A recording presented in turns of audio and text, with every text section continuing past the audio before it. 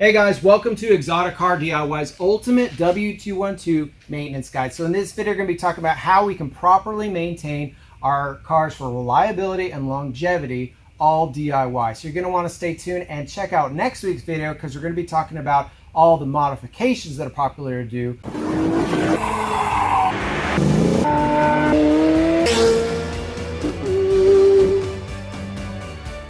So I'll kind of explain why we DIY again. There's a couple good reasons, but hands down the main reason why we DIY is because we are car guys. We are car enthusiasts that absolutely love these vehicles. We have a special relationship with these that people that don't have in their little Altimas or whatever they like to take to the dealership. And so we believe that we can maintain these to a higher standard than your average shop or dealership would. And no offense to my dealership friends, but this comes from them. It's not the 35-year master tech that's going to be doing an oil change in your car. It's more like the sweaty 18-year-old who's trying to drift it in the parking lot before he pulls it in the shop and goes back to playing Call of Duty on his phone kind of guy. So we believe we can do it to a much higher level and much more quality than that. And then on top of that, of course, it's going to save you a ton of money. And most importantly to me, it saves me a lot of time, actually. So anyway, let's get into the maintenance, the most popular things, how much they cost, and how easy it is to do it and how important it is. So stay tuned. Be sure to check out the description for links to each of the detailed videos. So let's go and get started with an oil change. Oil change is the most basic thing you can do, and it's probably the most critical for your engine health. Mercedes recommends that you do these every year or 10,000 miles. My personal recommendation, I've never let oil go over 5,000 miles. There's just too much shear involved and your viscosity will break down even with the best oil. So the job is actually pretty easy. Total cost is about $75. They usually include this in a dealer service. That's around $450 according to the forum, and expect it to take roughly about an hour. DIY difficulty, this is pretty easy at a 2 out of 10. All right, next we'll go on to the differential. So Mercedes says you need to do this at 2,000 miles after the break-in and then every 40,000 miles. Difficulty is about a 2 out of 10. You do need to get under the car, but all you need is just 2 bottles of fluid. Cost is about 25 bucks. According to the forums, most dealers charge about 350 bucks for this job. This will keep your differential in top shape, including all the limited slip clutches. And next we'll move on to the air filters. So this needs to be done about once a year. It's generally included into the service A, which is also your oil change. Dealers again will charge an upwards of $300 while the filters together are only about 60 bucks. Now this is probably one of the more difficult air filter things, but overall it's still a very easy job. 2 out of 10, you can get it done in about 30 minutes.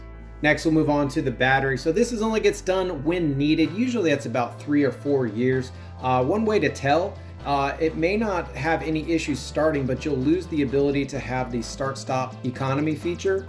Dealers generally going to charge $450 to $600 for this.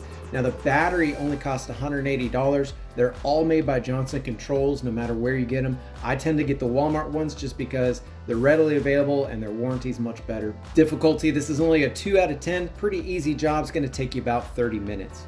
Next on our ultimate maintenance guide is the brakes, or as many of us refer to, the dust producers. So the brakes get done anywhere between 20 and 40,000 miles on average, which is surprisingly a little bit sooner than normal, but it's not nearly surprising how much the dealers charge for this. According to the forums, people get charged anywhere between $3,500 and $9,000 to do these brakes, which is absolutely ridiculous when you actually go to order the parts. Now I replaced these with OEM rotors and I tried EBC pads, and ultimately I ended up on power stop pads. Z23s provide the best sound, the best performance, and even more importantly, absolutely zero dust. This is also a great opportunity. You can upgrade to the 390 millimeter rotors, or you can just go with a 2-piece 360. All 3 choices are available. Generally, the cost for all this stuff is between $600 and $1,000, so that is quite a surprise. Difficulty is a little bit higher up there. It's about a 4 out of 10. If you've done brakes on any other car, it's honestly no different. But this definitely allows for a huge savings of money, and like I do, I like to clean everything up and make it look perfect, which no dealer is going to do for you. So for the next maintenance item on the list, we dive under the hood to the spark plugs. Now the spark plugs on these, Mercedes recommends you do every 50,000 miles. If you do them yourselves, the cost is only going to be between $80 and maybe $200 depending on if you do any coils or leads. Dealers on the other hand are going to charge you between $650 and $1,200. Now DIY, it's a little bit more of a difficult job. There's some difficulty to access the rear plugs, I rate it at a 6 out of 10. But most importantly, what you're going to find in this video is the plugs need to be indexed according to Mercedes. That means that you align the lead on the spark plug with the injector. Mercedes says there's some pretty big consequences if you don't do that, but luckily the video I show you how to do it. It's not that hard, and your motor's going to run a lot smoother when it's all done. Now the next item on the maintenance is still underneath the hood. We're going to the cam sensors and solenoids. Unfortunately, this is one of the weak areas in the Mercedes because these all fail on all Mercedes, not just the E63. Apparently Mercedes cannot make a sensor that doesn't leak oil. So what happens is oil leaks into the sensor and it wicks up the wiring harness and eventually makes its way to the ECU. If left unchecked, it can actually damage your ECU and you'll have to get a whole new computer and wiring harness. The good news is they're really cheap and easy to replace. So I recommend you check them every year, do them at the oil change, and the cost to replace all of them is about $200 to $300 depending on where you buy them from. Again, the dealer would probably charge somewhere between $900, and if they have to replace your wiring harness and your ECU, it can be closer to $9,000 to $12,000. DIY job is about a 4 or 5 out of 10, so it's pretty easy to do, and the benefits are huge. At minimum, you need to be checking these regularly. So the next item on the list is also, unfortunately, Mercedes' most failed component. That would be the camber control arms underneath. Symptoms of this are just squeaking and creaking going over bumps or turns. Generally, it's always the driver's side, but I have had the passenger fail too. And I've seen these fail as soon as 2,000 miles, and occasionally they will last 50,000 miles. It's all due to a bad design. So the dealer is going to charge you about $700 per side to replace these. And in this video, we replaced them with a far superior aftermarket part for 60 bucks. But this is going to be roughly between a 4 and 5 on the difficulty scale, and it's going to take you between 1 hour to 2 hours per side. Now I did check the alignment before and after, and it was the same, so this is simply a swap and drive. Now there also is a free method if you have a welder. Check that out. I also have a video for it. And keeping with the theme of Mercedes' most failed parts, we're back inside the car for the panoramic sunroof. Now, Mercedes apparently does not know how to tighten the bolts on these, and that's all it is. So if you're getting a lot of creaking from the inside of your car, it is your panoramic roof.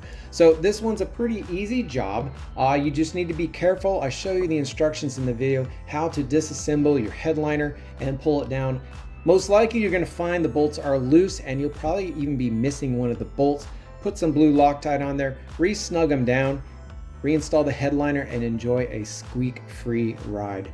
Now moving on back underneath the car, we come to the engine mounts. Now these tend to wear out because of heat between 40 and 60,000 miles. Symptoms are generally some clunking on acceleration or some vibrations while the engine's idling. Now the cost is about $320 for both engine mounts. Now the dealer charges in upwards of $7,000, and that is because they pretty much remove the engine to replace these. And in this video I show you that you don't have to remove the engine, but it's not exactly an easy job anyway. I'm going to rate this as a difficulty 8 out of 10. Again, it can be done on jack stands. In fact, it might be a little easier on jack stands than it was on a lift.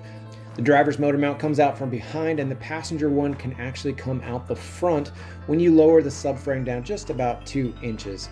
But again, I did this all with the engine in the car.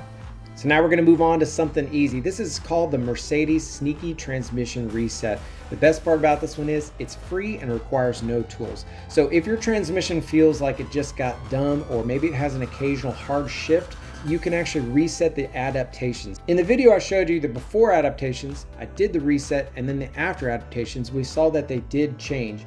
Your car will now relearn your driving style, and everybody reports that this kind of resolves a lot of their issues. Again, this won't fix a mechanical issue, but most people see a huge improvement after doing this.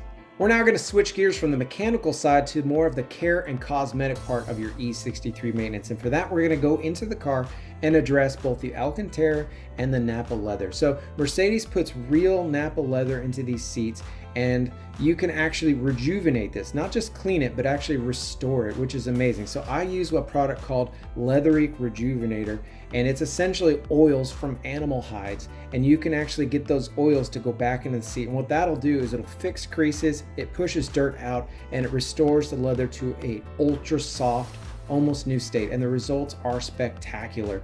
Now the leather in my car was filthy, mostly because it actually could show it. I guarantee your black leather would probably be just as dirty, you just can't see it. Now this takes a little time because you need to let the oils penetrate, but after it's in there and you buff it out, the results come out spectacular. The leather is literally like it is brand new.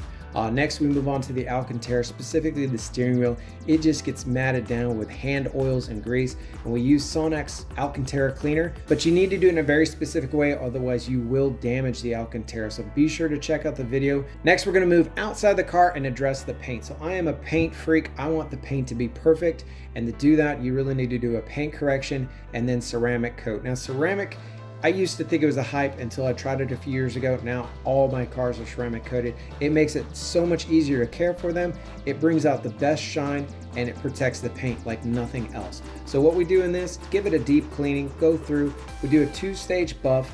I show you what products I use in here. Now this, depending on how many passes you do, and then the ceramic coating usually takes about 3 to 4 hours total. But if you were to take this to a professional to do it, they're going to charge you anywhere between $1,000 and $4,000 to get this done. Now you can actually buy high-end quality products. I like to use G-Technic and System X are my two go-tos. There's a lot of good products out there, but there are a lot of scam products that just use the word ceramic and they have nothing to do with ceramic. Basically, ceramic coat is almost like super glue that you put on there, and so once it hardens, it is not coming off.